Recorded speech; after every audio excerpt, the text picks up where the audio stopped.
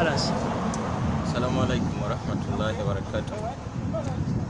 وتولي كغارو الحراء Mpuku HIRA mu mugongo gwange lwe lusozi oluwanvu nga Ssekabwaza atunnyonnyola.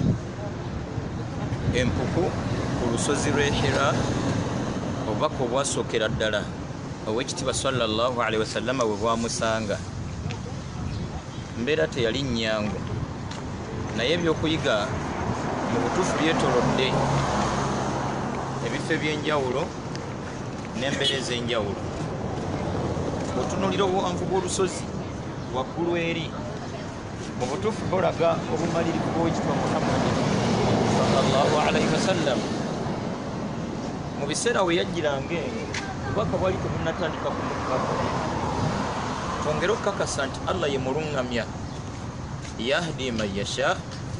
Allah asalawo n'alungamya gwasazeewo okulungamya ne gwasazeewo okuma okulungama naye namusalirawo ekyo tabaraka wa taala.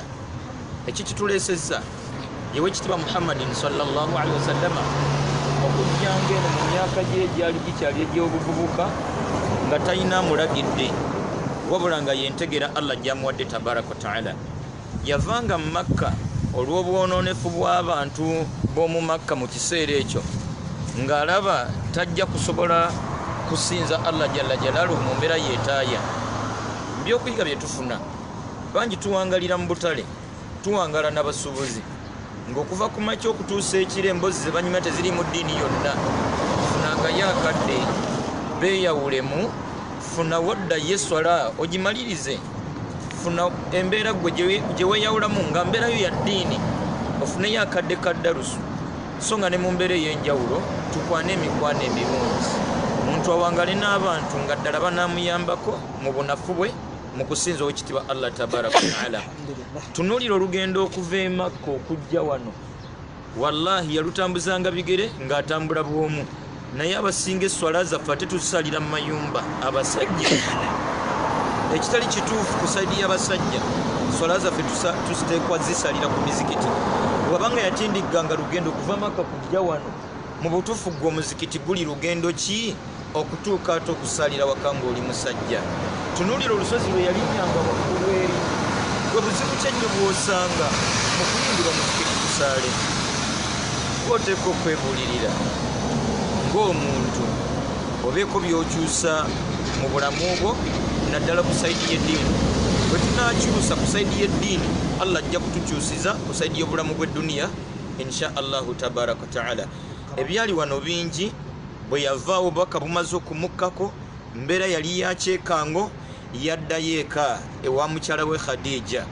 Khadija yamukumaakuma, yamubudaabuda, yamuzazza, yamubeererawo.